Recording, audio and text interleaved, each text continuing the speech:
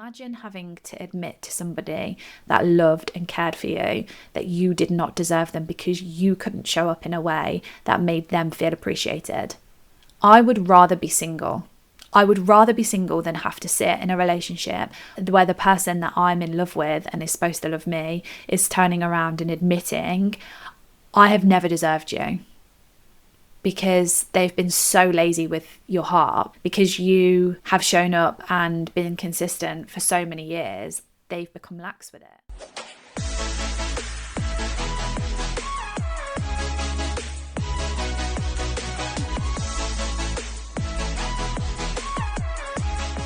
Hello guys, and welcome back to another episode of Coming Up for Air with myself, Lou. You would not believe the sheer chaos that has taken place this morning. My ring light has broken, so I've been trying to figure out how to use my torch. I had a facial yesterday and I feel like my skin is like, I'm during my period, so I feel like my skin is also like, So I was debating whether to actually show up on YouTube because I was like, oh, my ring light's not working. Is my flash on my camera going to be good enough? And also my skin. But I thought, you know what? No, I'm going to show up. Everything's fine. So we've worked out how to put the torch on, although it is annoying because it's like one light in my eye, whereas like a ring light is a little bit softer on the eyeballs. But at least we have better lighting, because the lighting, because it has been so grey in the UK, has been horrendous. So if you've got me on Patreon, you'll know that I have ordered a new ring light. I don't know what is wrong with it. The power's on. I can see the power is on, but the light just isn't lighting up. And bizarrely, well, see what you guys think about this. I went online and I wanted to buy a new ring light, and I thought, oh, maybe it's just the bulb. I'll just replace the bulb. The bulb was £3 less than a brand new ring light. So I was like, well, obviously I'm just going to buy a brand new ring light, because like, what is the point if it isn't the bulb? I may as well just spend my money and get in a brand new ring light knowing that it's going to work. So yeah, the faff has been phenomenal. Anyway, welcome back. Happy Halloween. Halloween has always been one of my favorite holidays. If there is something that you are going to know about me, it is that I love scary films. I love scaring myself. I think I've said it before. I will watch scary films by myself. I will scare myself by myself. No one else in my family does that. Me and my best friend Faith, since we were little, like growing up, we used to absolutely love scary films, and her house was really quite scary. And so we'd watch scary films in a scary house. I don't actually know whether she still watches scary films, but we first watched The Exorcism of Emily Rose on mute because her mum told us that we weren't allowed to watch it. But the videotape, my God, that's how old I am. The videotape was in the house, or the DVD. No, I think it was a videotape. Because we used to go to Blockbuster on a Saturday. We'd get all glammed up. I remember I would wear like Playboy shoes, Playboy bunny jeans, like a bench coat, and we'd like strut all the way uptown to Blockbuster, rent a scary film, and then like strut all the way home, watch a scary film, and then in the morning go and take it back. What a time to be alive. But yeah, we used to watch scary films, and one of the first scary films that we watched was The Exorcism of Emily Rose. But we watched it on mute, and then we watched it with the sound on. And then I think her mum found out, and she was like, why did you do that? Then I didn't sleep for weeks. And I did media studies to A-level, and I'm very creative.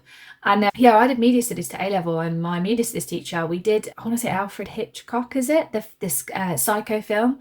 We did that for our coursework, but it wasn't just our coursework that we did it for. We had to then go out and research scary films. And my teacher at the time was like, I'm going to have to watch the films that you guys do your coursework on. So I was like, I'm going to do them on the Saw films. So I did my coursework on the Saw films. There was 3 at the time.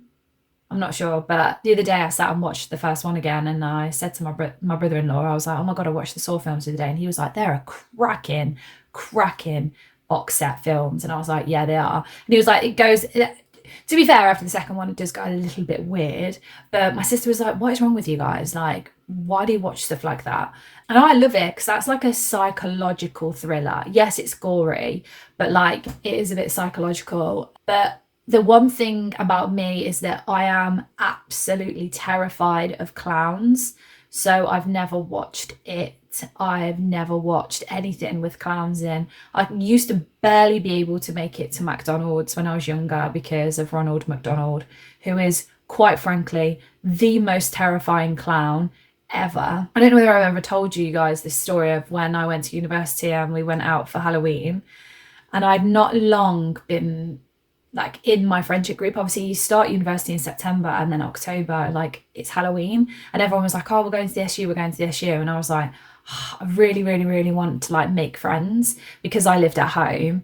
I really want to make friends. So my friends were like, hey, you can like come to the SU with us and then like stay at my flat. So I was like, oh, I'm gonna have to do that. And I didn't want to say like, oh, I'm really, really scared of clowns. And I don't know, to this day, it was so weird, but I got dressed up. I was the black swan and my friend was the good swan.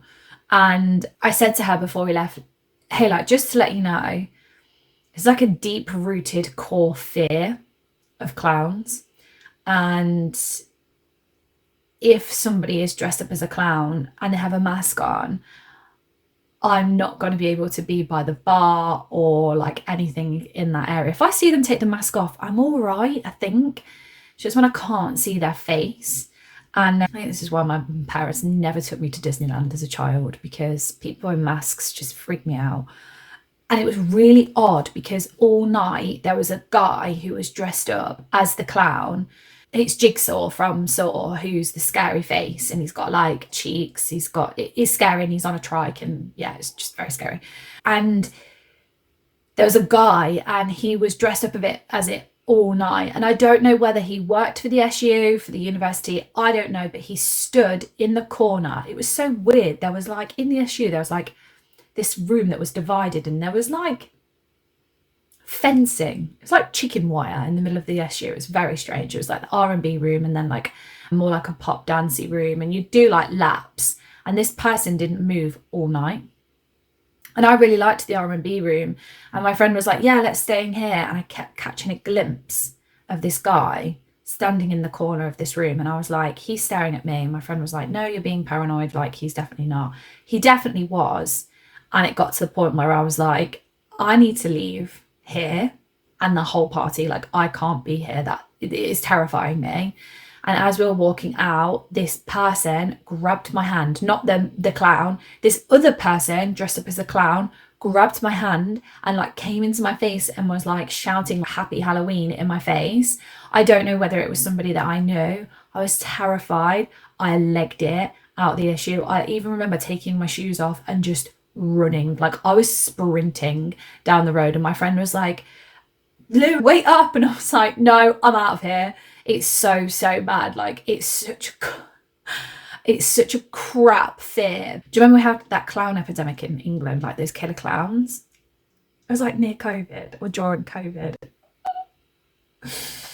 I was like the laughing stock of my friends. My friends were like, we're never going to see Lou ever again. Like, she is not going to leave the house. And it was true. I did not leave the house. It was terrifying. So yeah, happy Halloween. Whatever you do tonight, think of me if you see clowns. I'm actually going to a Halloween party. Me and my best friend, like I always say, like my best friend owns a coffee shop and bar. So we're actually having a Halloween party there. It's going to be so good. Everyone has got so involved in their costumes. Last year, I can't remember what I went out as. I don't think I dressed up last year. I can't remember. Or did I? No, I don't think I did. But a couple of the years, I've not gone full out. I've gone full out this year. I'm very, very, very excited for my costume. It's very me. It's not very scary, but it's very me, because I keep saying to my friends, like, it's going to be the last Halloween that I'm single. If I'm going to make it my mission next year to attract a good man into my life, then this is the last year that I get to like be like a single girl Halloween. But that doesn't mean that I'm going like single, like slutty girl Halloween, because I am 32, have a little bit of dignity. And I think I'm better than that. The days where you wear PVC and really short skirts, I'm kind of past that. But I'm definitely going as something that's very me. So keep your eyes peeled on my social media over the weekend. It's probably going to be Sunday because I cannot breathe for plans this weekend. I'm literally here, there, and everywhere this weekend.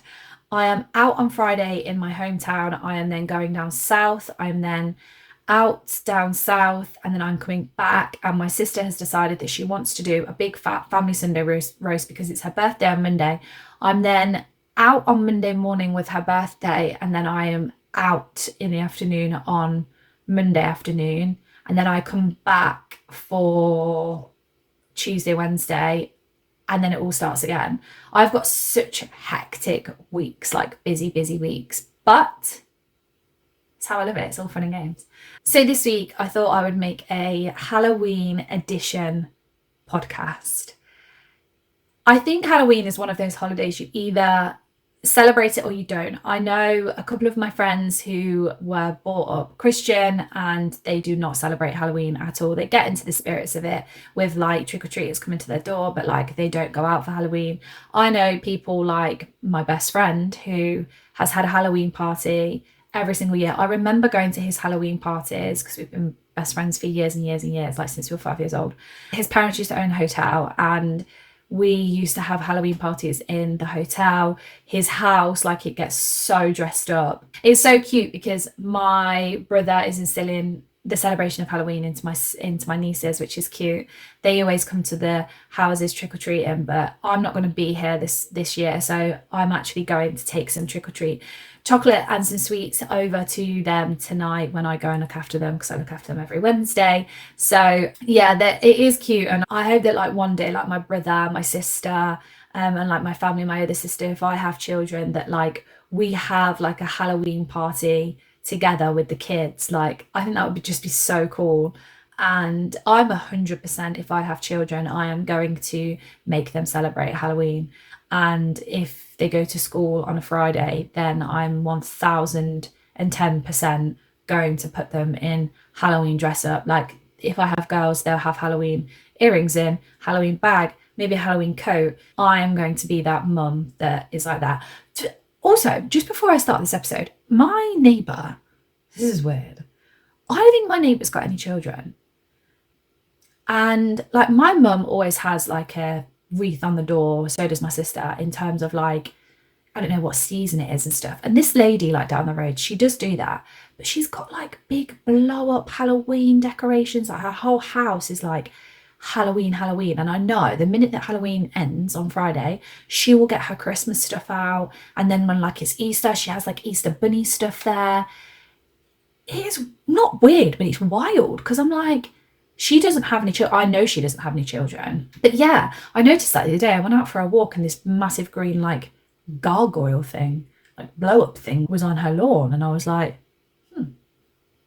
I mean, each to their own, but that is random. Anyway, so I thought I would do an episode today on what is scarier than being single.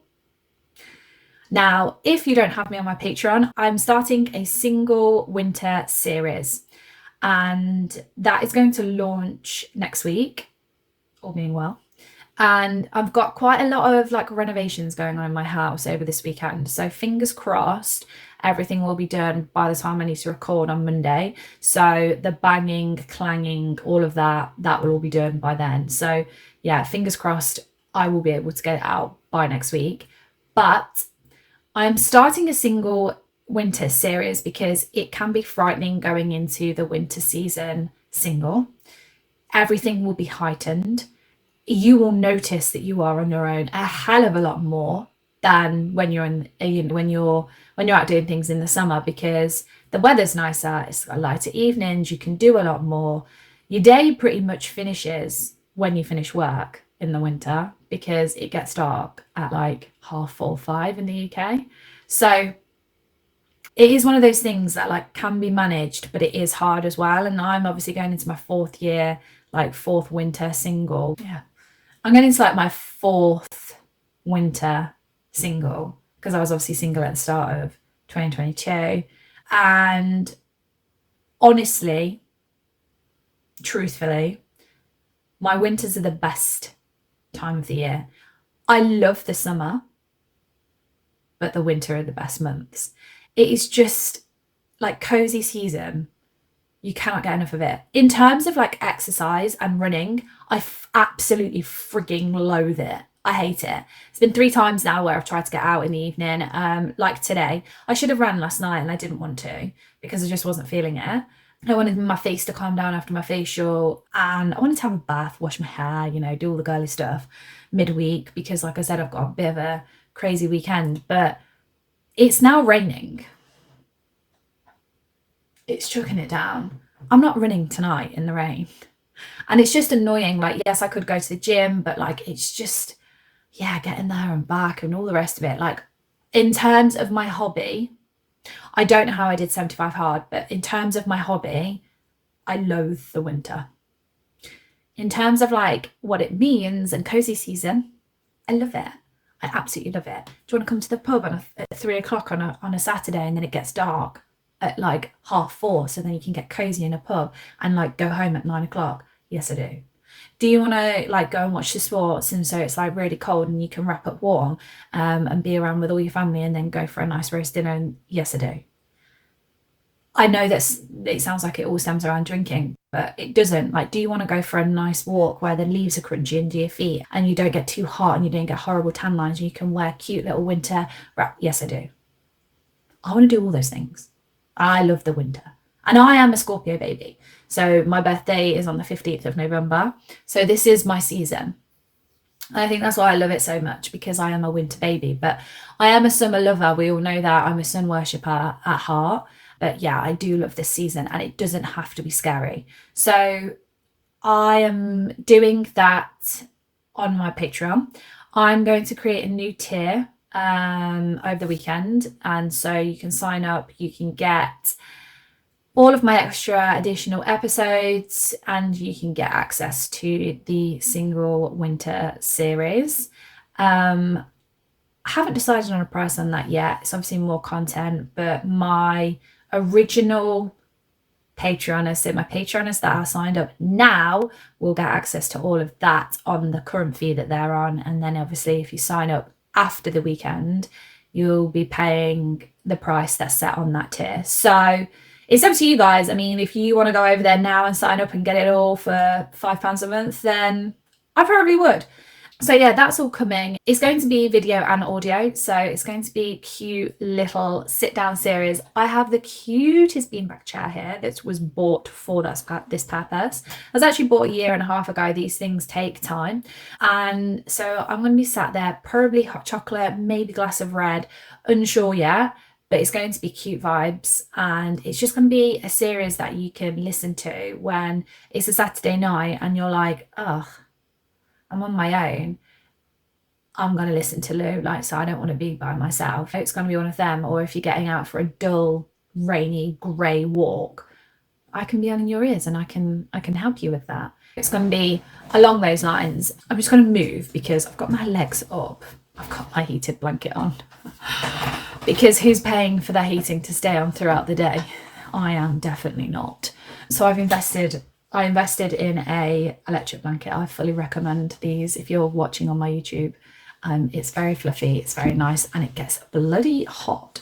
Everyone needs one. Every single person needs one. It makes me feel warm at night. Anyway, I'm going to talk about what is scarier than being single. Some of these things might be controversial, but here we are. I'm going to talk about it. I'm going to talk about the things that I have experienced and the situations where I've thought, single is scary, but that's scarier. So without further ado, guys, let's get into it. So I apologise if my video seems a bit jumpy or weird. My entire computer just crashed. And I lost a big segment of my recording, which was not fun. I think my laptop is going to explode. I think it's on its last legs. Anyway, the first thing I'm going to talk about with what is scarier than being single is when you are with somebody and you're in a relationship and you're apologizing for being emotional. I know a lot of people have suffered with this because I talk to people who have suffered with this.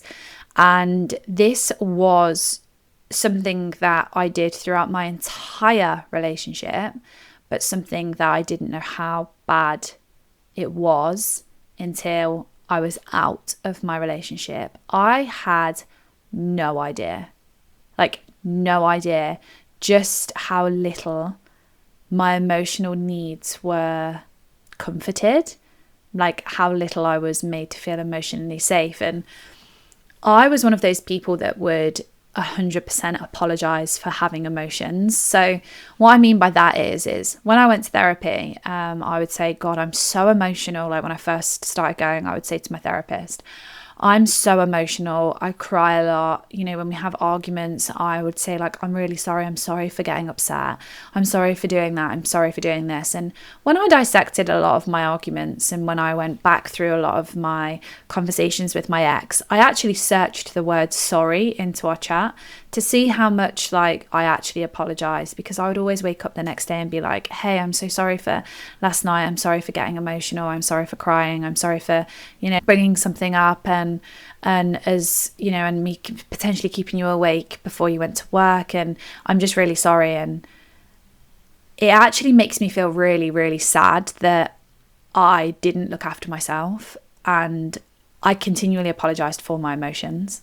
And that isn't something that I knew that I did when I was in my relationship until I went to therapy. When I went to therapy and came out of my relationship, I realized just how bad it was. And I always say, like, I will defend my relationship because I was in it. But this is something that, like, I 110% will learn from, because I used to bring things up that I was not happy about, and then it used to turn into an argument because I was challenging certain things that that person that I was with didn't want to change. And so I would say, like, why can't we go out for breakfast tomorrow morning? Like, can we do this? Can we do that? Can I have some more of your time this weekend? Like, do you have to do that this weekend? And when I challenged him on certain things where he thought he should be doing something else, it turned into an argument. Now, I was very lenient, and so was he. Very lax. We're very chilled. You know, we're doing this weekend. Okay, well, we're doing that. I'm seeing my friends this weekend. I'm going here. I'm going there. Okay, fine. We were very much like a couple that was like, okay, fine. You know, we live together now, so we're going to see each other in the week. But like, there was never, I would say, like, oh, it'd be so nice if you wanted to cook dinner once, or like, you know, it'd be so nice if you could do this, or it'd be so nice if you woke up on a Sunday and said, hey, let's go for a walk and get some breakfast, because I know that you like doing that. And I would ask for like certain things, and this is where I think, like, what's scarier than being single? Having somebody that doesn't know your love languages. Now, I'm a firm believer in that you probably do have to have the same love languages. However, you can work if you don't, if that person is listening to what your needs are. I'm very much like a words of affirmation person and need reassurance, and I'm also very much a physical touch person. Now, physical touch isn't just having sex, and words of affirmations on you look pretty or you look beautiful. Don't forget I've said that. Just remember, you know, like, pinch yourself so you remember that I've said that. That's not how love languages work. And that's the type of thing that would happen. And I'd be like, oh God, like, I'm asking for too much again. Further on that, something that I've been made aware of throughout my therapy was I used to have a lot of nice things. I lived in a nice house. I went on nice holidays. And so when I was asking for little things like, do you want to spend time with me this weekend? Or do you want to go out for breakfast? Or, hey, do you know, like, when we're out, it would be nice if you could put your arm around me? Or can we hold hands? I used to make a joke out of it. I used to say, like, if we go out shopping, can we hold hands? And he would always, like, roll his eyes. He'd always hold my hand. But, like, do you know, like, just little things like that I then was making a joke out of just to make sure that I would actually have. And it was so weird because he would do things sometimes and I would think, my God, that's such a huge gesture. I'm so lucky. Like, he took me away for my birthday once to Paris and I had no idea. He bought me the most gorgeous ring on my 18th birthday that I still have, and I probably will give to my daughters or my nieces at some point in my life. It's stunning. And like, I had such nice grand gestures, but when I was asking for little things, they were almost not thrown back in my face, but it was like, okay, why are you asking for this when you have a whole house that you don't have to worry about paying for? And like, why are you worrying about that? Like, you know, will you sit and watch a film with me and cuddle me on the sofa, and can we hold hands? Like, that's the type of girlfriend that I am.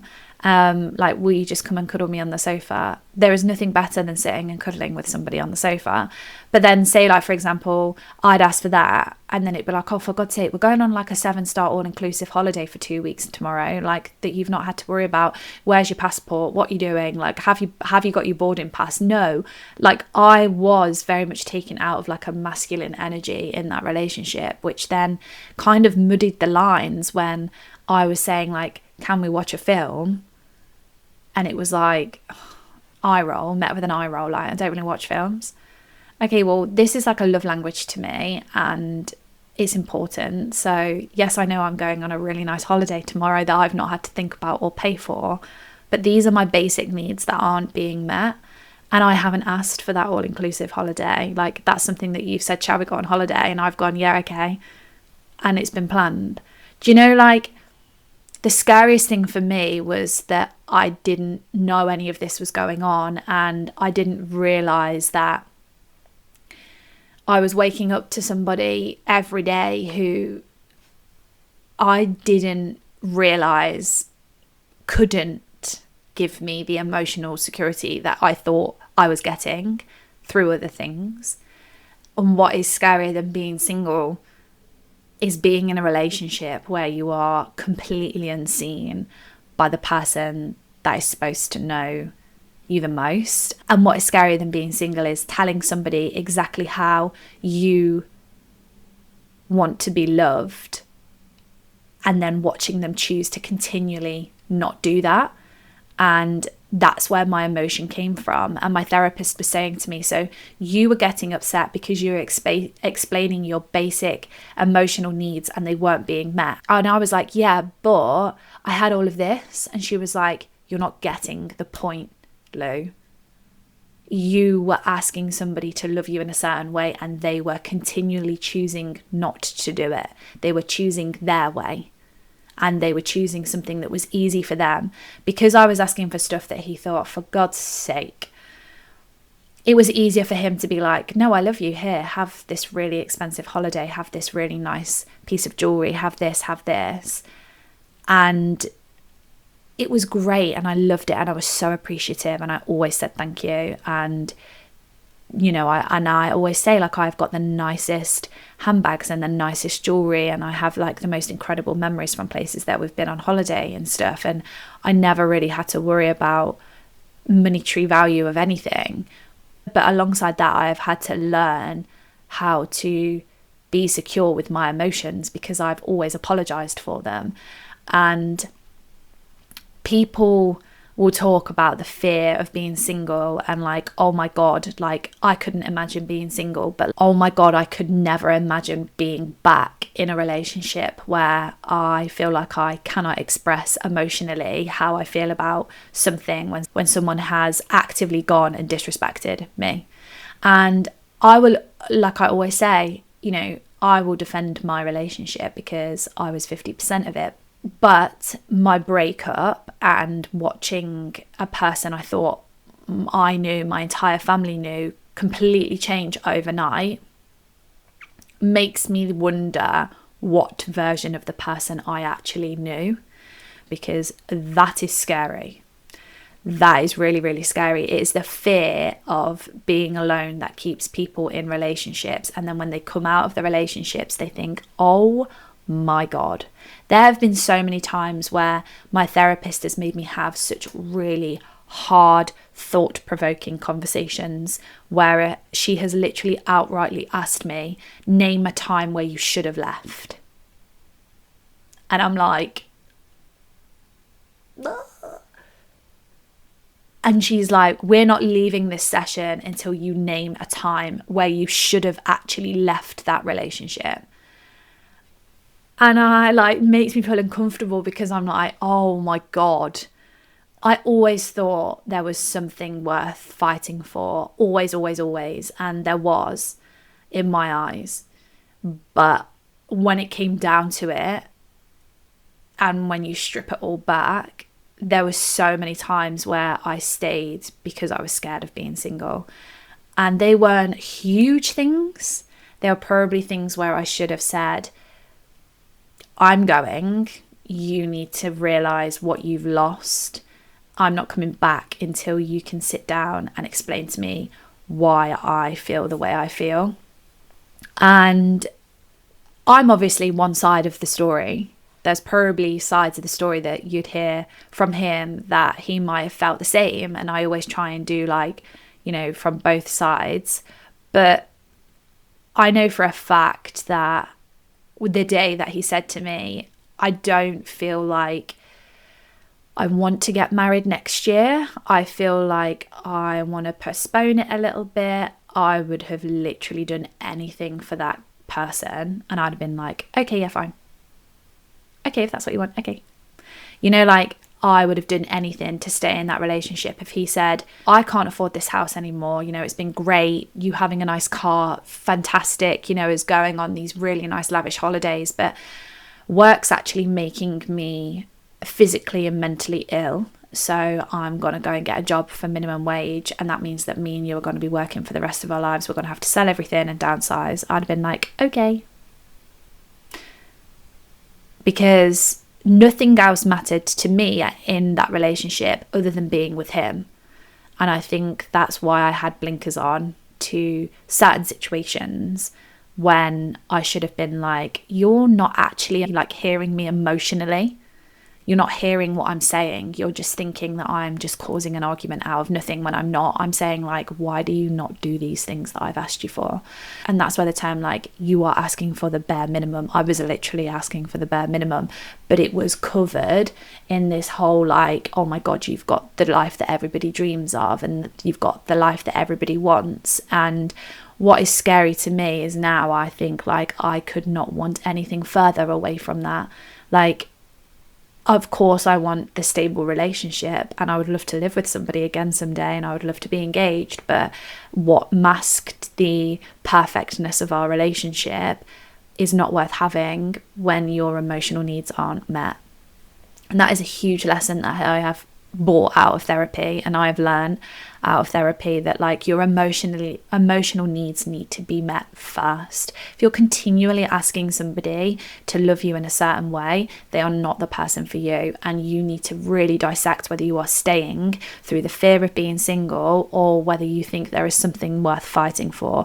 And if the part and the segment on what I said about my therapist asking me to name a time where I should have left, I actually reeled off 4 times. There was 4 times that I should have left through disrespect. And that's scary. I would rather be single. 100%. So the second thing that I want to talk about that is scarier than being single is being underappreciated in a relationship. I would rather be single than be underappreciated by anyone. And I mean in a way that's like you are giving your all to somebody and they don't even notice. You're showing up over and over again. You are cooking meals, you are cooking breakfast, you are cooking lunch. You are making sure they don't have to think about anything. The brain switches off when they come back from work. I've done the washing, I've done the ironing, I've done the cleaning. Like, I looked back to see when I asked if I could get a cleaner, and I got a cleaner literally the month before he left. So I cleaned, I cooked, I did everything because I wanted to. I wanted to do that. Acts of service, like for him, I know went a long way. So I showed up over and over and over and over and over. And even when sometimes like he would go out on his bike on a Saturday and I'd spend 4 hours cleaning our frigging house. And that's why I asked for a cleaner, because I was like, wake up, Lou. Like, you're spending your weekends cleaning and cooking and doing things in the house and he's off on his bike with his mates. How does that work? You know? And I don't think he ever offered to do any of it. He did the hoovering because he bought the hoover and he liked the hoover, and he took the bins out because I, quite frankly, point blank refused to do that job. So much so that I've missed 4 bin days. It's a good job I live by myself because my bins need emptying like really badly. But I hate doing them. I hate taking the bins out. I hate doing anything to do with bins. I just hate bins. It's just a blue job. He did that, and he did the dishwasher because I have zero ability. I have zero ability now to load a dishwasher. I can unload it, but I cannot load it. So, you know, I know my electricity bill this year is probably going to be astronomical because I put the dishwasher on so much and it's half full because I can't work out how to navigate everything and fit everything in. And also I haven't got the patience. It's better than washing up. And I think like I got a thank you for doing the cooking and, you know, the checking in with him. And he was really poorly when he came back from Turkey when he had his teeth done. And it was the scariest 2 weeks of my life. Obviously, because of COVID, I remember making him smoothies, researching online, like infections in your teeth. And like, I slept downstairs on the sofa so he could have a decent night's sleep because at the time we didn't have a spare bed. It was so hard. And I go back to that time and I think like, I don't think once he asked if I was okay. I was petrified that he was going to die on me. And I don't think he ever said like, are you okay? And I don't think he ever said like, I'll go and see a doctor because I can see it in your face that you are terrified. And a lot of people say that's like a selfish tendency and then that's like being selfish. But I didn't see it like that. I saw it as someone being like super scared as well. I think he was scared as well of like what they were going to say to him. And there wasn't any point in that sort of time where there was like a big fat thank you for trying to keep me alive.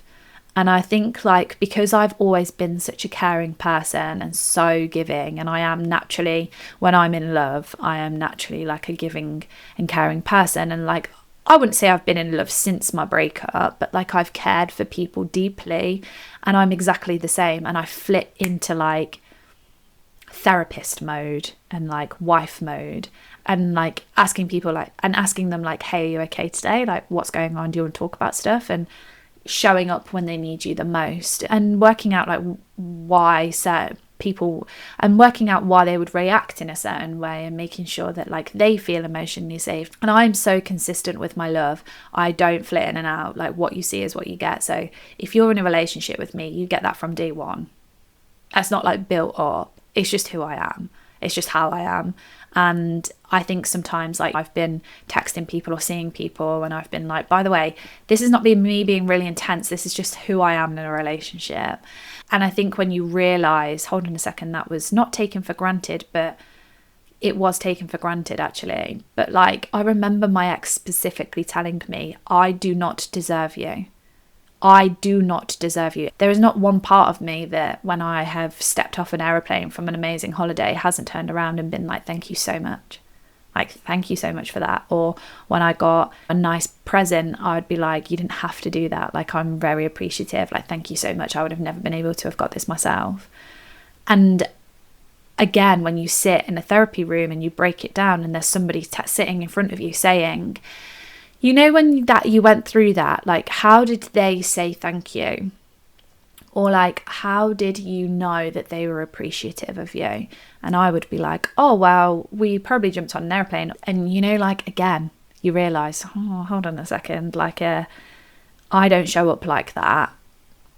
I actually like do things and I make sure there's food on the table and I make sure the food shop's been done and I make sure that the favourite desserts are in there, the favourite ice cream and the favourite wine. Or if you were to bring a friend back, there's always something to eat in the fridge. Even if I'm not there, there's like a full spaghetti bolognese that you can just heat. You just have to cook the pasta. And it's like, hold on a second, I would rather be single and give all of that stuff to myself than be sat in a relationship where that is not appreciated. And it really makes you think, because being single can be lonely, like, for sure. But being with somebody that makes you feel like you are not enough, it's like isolation disguised as love, that my therapist once said to me. And I would constantly be thinking of different things to make him feel appreciated, to make him say, this is amazing, like, thank you so much, you didn't need to do that, you sit down, I'll cook you dinner. I would rather be single. I would literally rather be single, because it's the most isolating thing ever, and you constantly think that you are not enough. And if somebody is sat in front of you saying like, I feel like I'm not enough for you, and I feel like I'm doing all these things, and yes, they're appreciated, but you're just taking and taking and taking and taking and taking, and you're not really giving back. It does make you think, and it makes you think like, I don't want to be in that situation ever again. Like, just certain things, even if it was like Valentine's Day, I'm going to cook for Lou tonight because she cooks every single night of the friggin' year. And don't get me wrong, I bloody love cooking. I love being in the kitchen. It is very therapeutic for me. But just little things like that that went so unnoticed and so swept under the rug.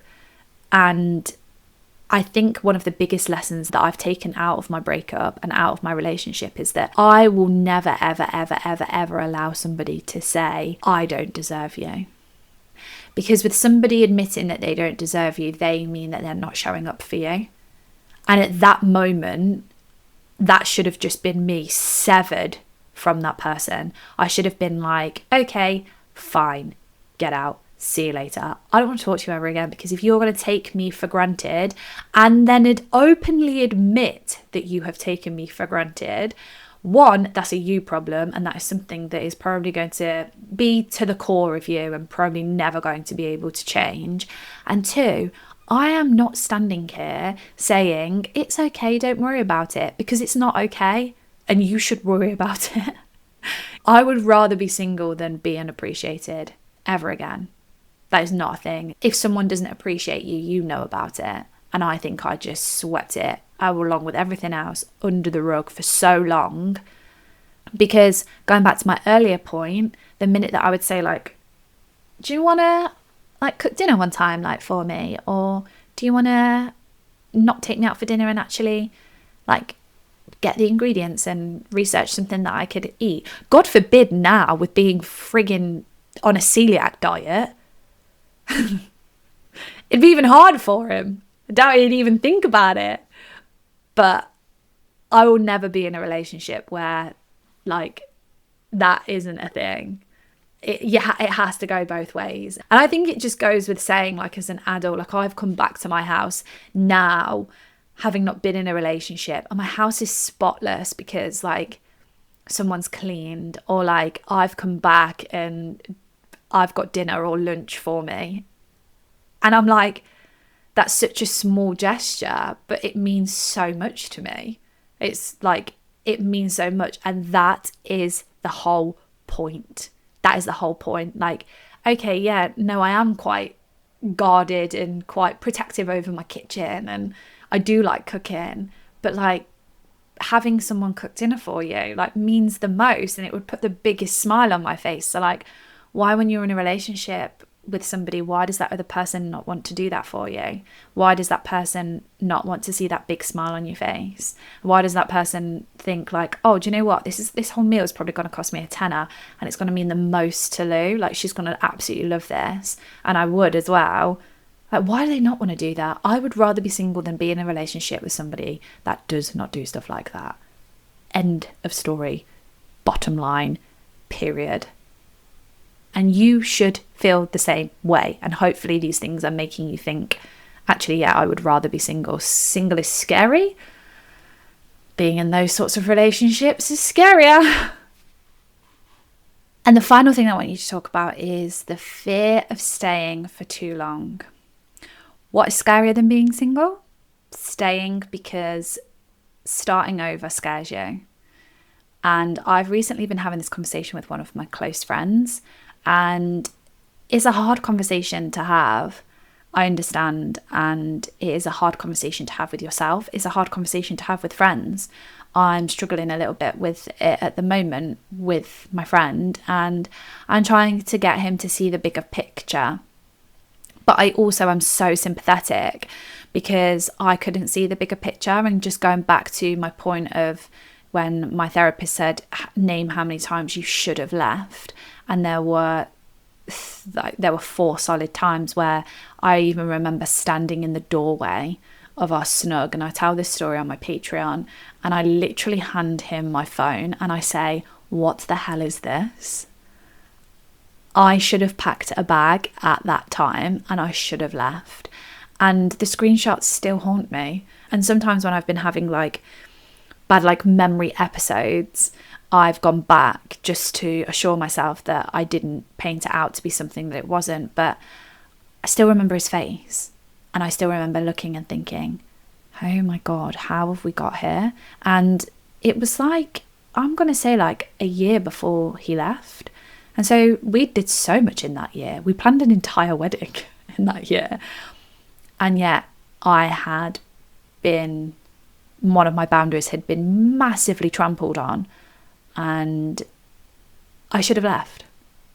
I should have left, and at that point said to him, you need to seriously think about whether you want to be in a relationship or not, because that is not how somebody acts in a relationship. What's scarier than being single is ignoring your intuition and ignoring how your gut is making you feel and think, oh, we'll fix this. And if we just put 110% into our relationship, like, it will be fine, and like I'm going to work really hard, and like they're going to work really hard, and we'll meet each other halfway and everything will be fine. If there's one thing that I tell and instill into people, if I could shake half the people that I message through my computer screen, would be to never ignore your gut, ever. I'm so glad I have lawyer mentality and that I have everything written down. And I don't just mean written down in my journals, I mean like messages that I've sent back and forth to my ex, even when we were together. Just like, never ignore your gut. Like, you should not have to sit and convince yourself that you love somebody and that they love you and that this was just a glitch, this was just a thing. Let me tell you, that one thing from that night was the start of a spiral of different things. And every single time it got worse, because every single time he promised to be better, and every single time I was scared about having to start over with somebody. And now I think how differently my life would have looked and how differently things would have been had I'd left when I should have left. I wouldn't have gone through so much trauma. And I think it's hard because people say, like, was it out of the blue? Yes, it was out of the blue. There wasn't like a loads of things. There was like a couple of things where I probably thought, that doesn't sit well with me. Those sorts of things. I'm not saying that I could see it coming, because I couldn't, because I just thought, oh, it's just a glitch in the matrix. You know, we've been together for 14 years. We've been through harder stuff than this. Like, he left me for 6 months and went traveling. So like, surely this is going to be something that we're going to be able to work through. But like I said, like, love shouldn't feel like convincing. It shouldn't feel like you have to stand in front of somebody and beg for effort. You shouldn't have to like shout louder to be heard. You shouldn't have to get emotional for your needs to be met. It's so hard because people don't talk about how draining it is to stay in something that you are fighting for so badly and just not getting the same input from the other party. And it's so damaging, and it damages your energy, it damages everything. It makes you question whether like real love actually exists. And it's horrible because I will always go back and I will always remind myself that real love does exist, because I know that my love was real. And sometimes the scariest part isn't leaving. The scariest part is realizing how much you lost yourself whilst you were staying in something. And this is really difficult to reflect on, and it's like having to really do like mirror work with yourself, because I didn't know that my ex was going to leave me. It was completely out of the blue. But when I look back on the photos of myself within the last year of our relationship, I am very skinny. I'm dead behind the eyes. I'm pale. I hadn't realised just how much effort I was putting into our relationship because he was pulling back. And I didn't realise that with him pulling back, I didn't realise how much I didn't realise, because I was pouring so much more into the relationship because he was pulling so much back. And like I said, I didn't realize, because the relationship felt the same, because I was plowing 1000% more love into it. And when people say like, oh, you must have seen it coming then, well, no, because I didn't see it coming, because I was the one that was pouring absolutely everything into the relationship. I hadn't realized just how much that had drained me. And no wonder I hit rock bottom when I did, because I'd had a year of fighting for my life without realizing it. I didn't know the big, heavy words. I always say this on my Patreon. I didn't know the term emotional abuse. I didn't know the term narcissist. I didn't know the term gaslighting. I didn't know any of those big, heavy terms. And I faced a lot of it in the last year of our relationship. Not constantly, it wasn't all the time. But there were certain situations where I thought, oh my God, like being gaslit is horrible. And I hadn't realized that. I'd explain a situation to my therapist and she'd be like, well, that's gaslighting. And I'd be like, no, I would know. And then she was like, well, what is gaslighting? And then I'd be like, I don't know. I don't know that term. I don't know those big, heavy terms, and they scare me. That is scary. Like, using those terms is really scary. And I would never, ever, ever sit here and say that it continued throughout our whole relationship, because it didn't. But there was a long period of time where it was very obvious that I was being put in situations where I don't even know if he knew that he was doing it, and that is terrifying.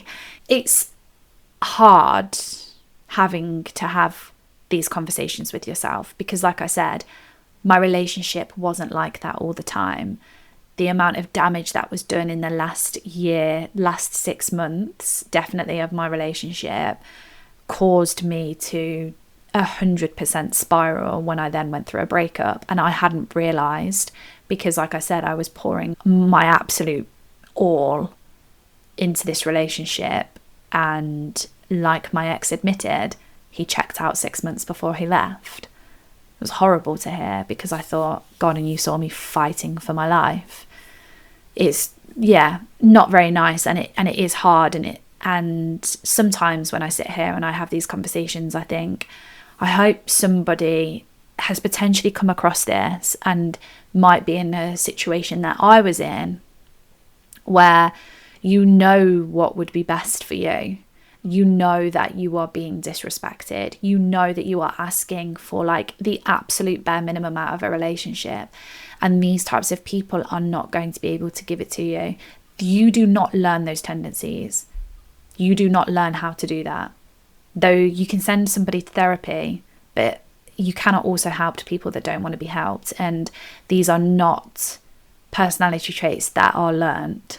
You cannot learn these things. Once it's instilled in somebody, I genuinely believe that they will treat every single partner that they have with the same sort of attitude, that they don't have to go above and beyond.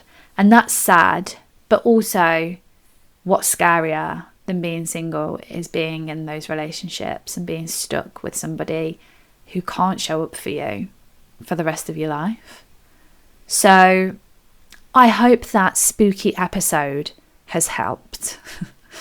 It was spooky, but it was serious, because freedom isn't the villain. And let me tell you why. Being single is not the nightmare. It's the reset that you need. It's where you find your rhythm again. And it's where you remember, hold on a second, this is what peace feels like. And recently I've done an episode on my Patreon, and my Patreon followers will know that, like, I had a mad 2 weeks where I was like, hold on a second, my peace is more important than this. My single life is so peaceful. And when you stop performing, and when I literally look at pictures of me now and pictures of me in the last year of my relationship, I think, holy shit, what? I'm a different person. That isn't because of my breakup. That I'm a different person. And that is not me going through like the worst time of my life. I was in what I thought was the happiest relationship ever. The happiest relationship. I was happy. I was fine. And yet I look ill. I don't look well. And the saddest thing is, it's on my Instagram. You can see, if you scroll all the way down through my Instagram, you can see the photos that I was posting in the last year of my relationship. And I just look so sad. And I will never, ever, ever, ever, ever be that sad ever again, because I know the warning signs now. And what is scarier than being single is not knowing the warning signs. At least you've got clarity now, and you can see, and you can open your eyes up to being loved in a way that you know is going to make you feel emotionally secure. And I think that's why I don't find being single scary anymore, because I know exactly how I want somebody to show up in the relationship. I know exactly how someone will make me feel emotionally secure. I know I'm a good girlfriend. I know I'm a good fiance. I know I'm pure wife material. I know I show up well in a relationship. I have got things that I need to still work on from my abandonment traumas. I've got, things that I want to work on with myself and personal things for me. I'm hot-headed, so I'm working on that at the moment. I've got things that I probably need to work on as well. However, I know exactly how I want to feel in a relationship. And I think that's why being single and getting into a new relationship scares me less and less, because of the more work that I'm doing with myself. So I hope that episode helped. I hope you have a gorgeous Halloween evening. I know I have a lot of American followers, and Halloween in America just looks incredible. My sister was over there for 7 years. Every Halloween looked so amazing. If you are listening to this and you are American and you know that you've got pictures of other people's houses that look amazing, or you're going to a Halloween parade or whatever they do over in America, please send me some photographs, because I absolutely love this holiday. Love, love, love it. Like I said, I'm starting a single winter series on my Patreon. If you sign up by the end of this week, you will get all of it for £5 a month. If you sign up after, the fee will be increased.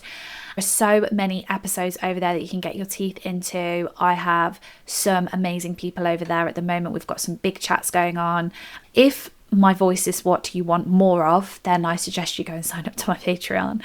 If you're struggling with no contact, my course is still available. I'm selling more and more of those as the days go by. So if you have any questions on the course, please do let me know before purchasing. If not, guys, have yourselves a gorgeous weekend. I will join you next week in my hour-long episode. I'll have new hair as well.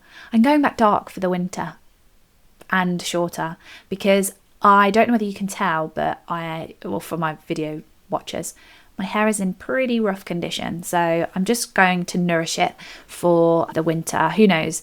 I might not even go back blonde next year. I'm unsure. I know that is my identity, and I know how much I love it, but my hair is not loving it at the moment. So I'm trying to keep all the heat off of it, which is why I've shown up with a bit of a bushy hair today. But yeah, I'm going, I say back dark. We're just toning down the blonde to let it grow out and it look less harsh. I've still got the blonde girls. The girls that have their hair bleached, you will know that it's rough growing it out, because you get really bad roots like this. So yeah, I'm growing out the blonde, so I'll show up with new hair next week. Look after yourself, guys. Bye.